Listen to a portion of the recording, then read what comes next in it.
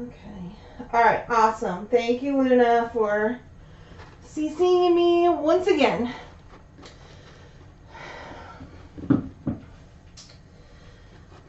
So I have a couple updates.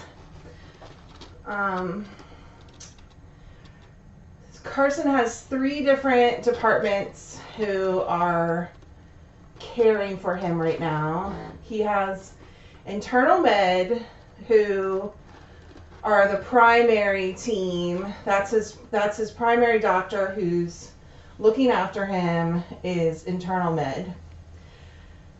And that's due to the upper respiratory infection that he has. So the doctor went and actually went to the store and bought him baby food, and he wouldn't eat it. She actually tried to syringe feed him, and he got really mad and was spitting it out and wants nothing to do with food. So my cat is meowing outside the door, causing Savanna to panic a little. Ugh, my cats. Anyway, he does seem to be breathing a little bit better. They have him getting nebulizer treatments, which seems to be helping. They have him, of course, on an antibiotic.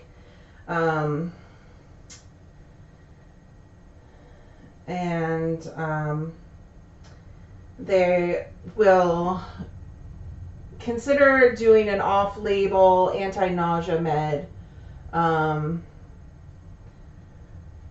if he still doesn't eat, if he's still not eating by tomorrow.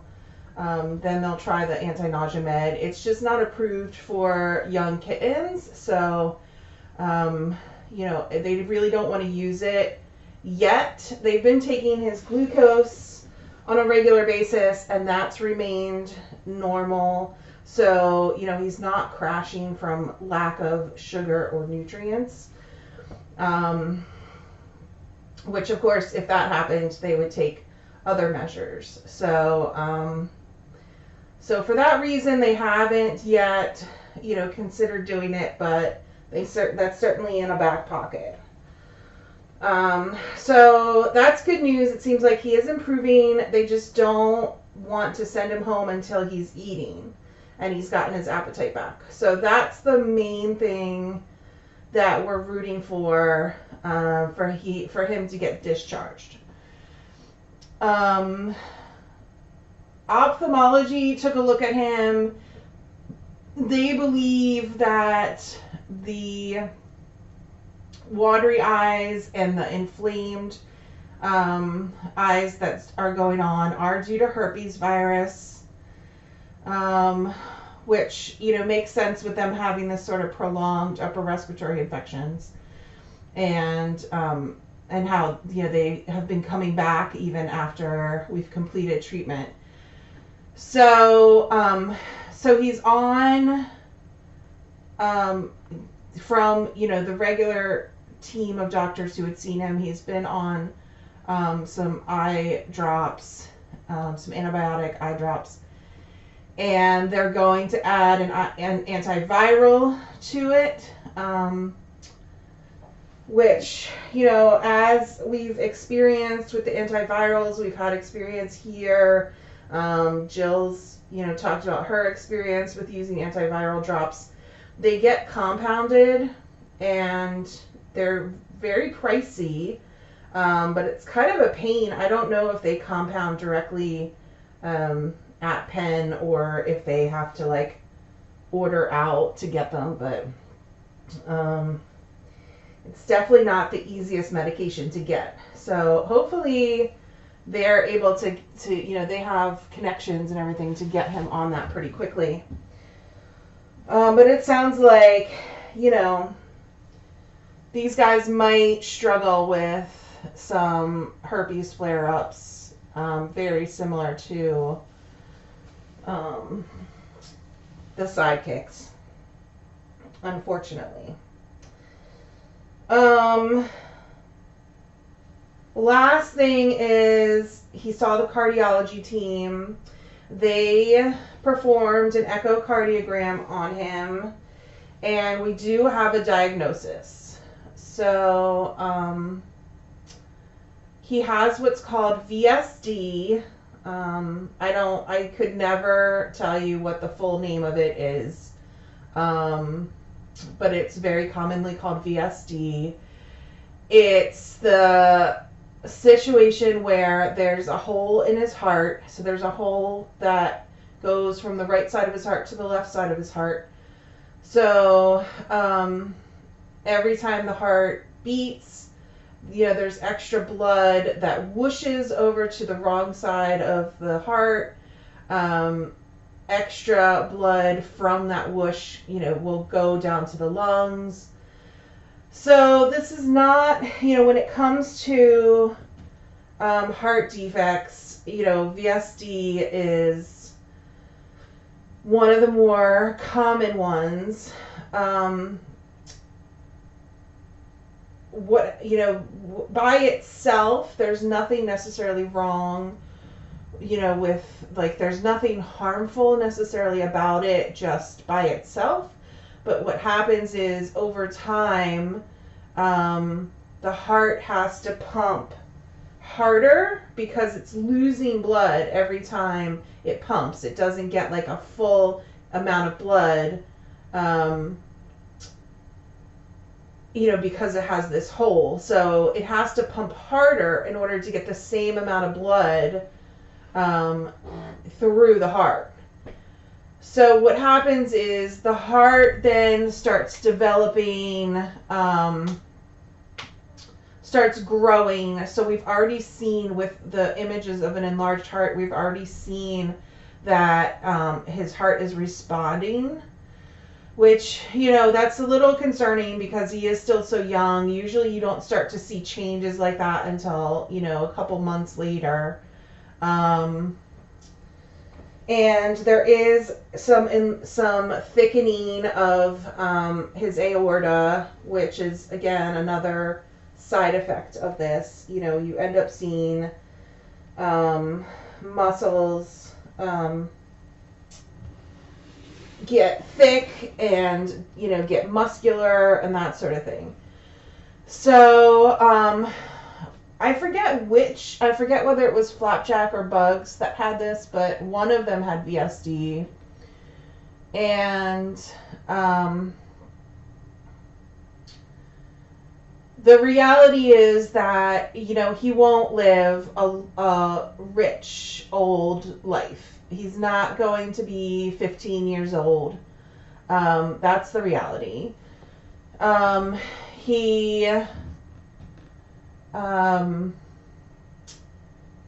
In all likelihood, he probably won't live to be a year.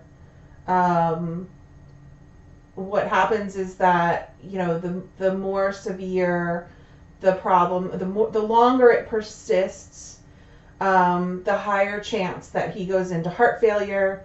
And of course, you can't live with heart failure for very long. And that's ultimately what he will pass from. So there is no cure for it. This is one of the heart defects and heart diseases that there just is no cure. Surgery is not an option.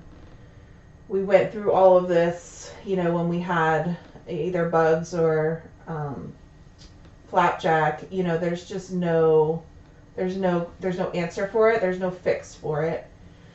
And the best that can be done is, as they get a little bit older, they can be put on medication that slows their heart rate down, which puts a little bit less pressure on the heart.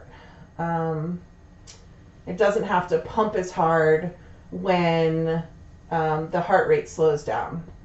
It doesn't have to pump as often and as hard. So that's the only thing that is, that is often done, but not necessarily right away when they're kittens. It's usually, a couple months in, maybe a year in, that they consider something like that. So There's nothing to be done for it right now. It's not currently affecting him. We wouldn't have even known about this until, his next checkup, that had gotten worse. It just happened to coincide with him getting sick from the upper respiratory infection. That it just, that they discovered that his heart condition had gotten worse. So that's really the only reason that we knew that it had gotten worse. He doesn't have any symptoms from that. So all of the symptoms and the reason he's hospitalized right now actually has to do with him, with his severe respiratory infection, and not because of his heart condition. So it's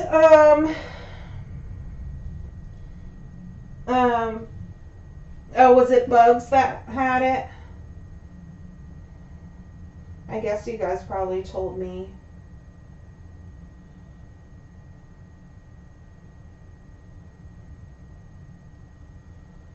Is it bugs that had VSD then? I just saw Nutty's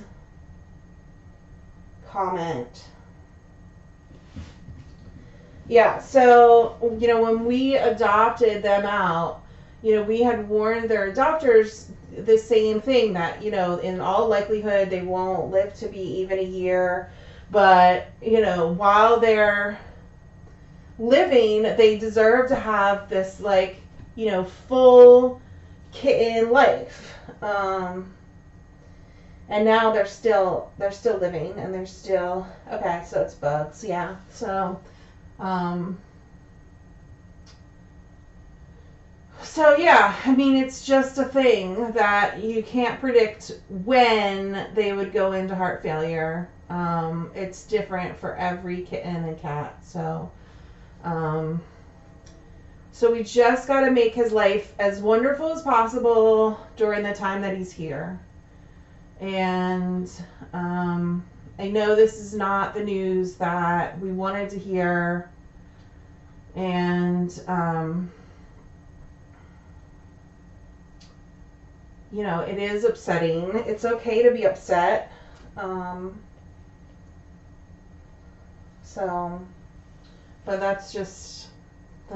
we have answers.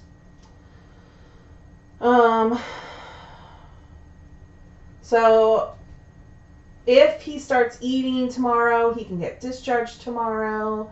If not, he's probably going to have to stay longer. So that's the last, like I said, that's the last thing we're trying to get through.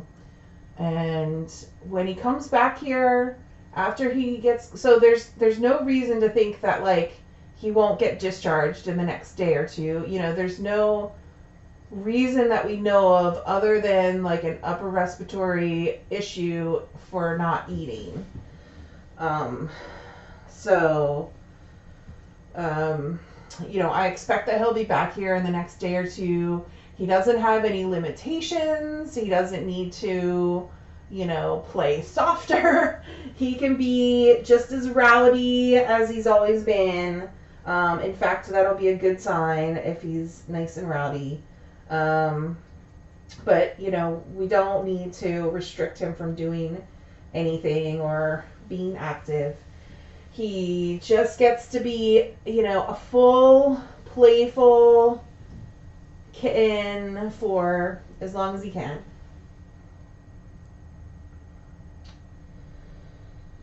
So that's our update. I don't know yet because I only just heard about this, of course, within the last half hour. I don't know yet what that'll mean as far as adoption, and particularly adoption with another kitten. I know that people were really hoping for an adoption with Branson, that they played really well together. So,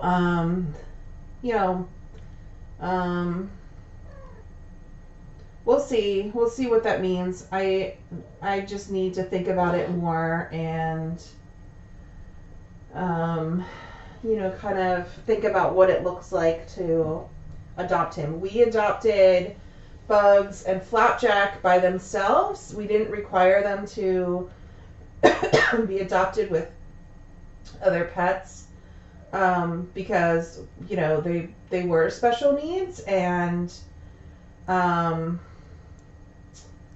a quieter home or like a less active home we actually thought might be better for them, that it wouldn't be as taxing on their heart.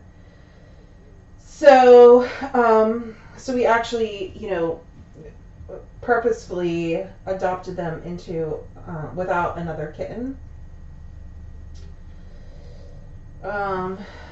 So I think that we'll have to consider our different options and be open to different options, especially because it's very hard to find an adopter who knows that their time is limited and still is willing to open their heart and home to a kitten like this. So that's a really tough thing to commit to. I mean, you have to be like an amazing person to do something like that. So yeah.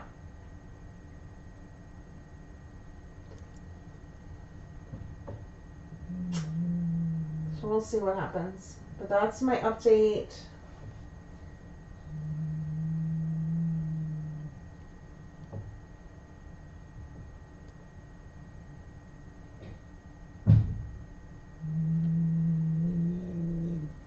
You hear somebody? You hear the snuggler?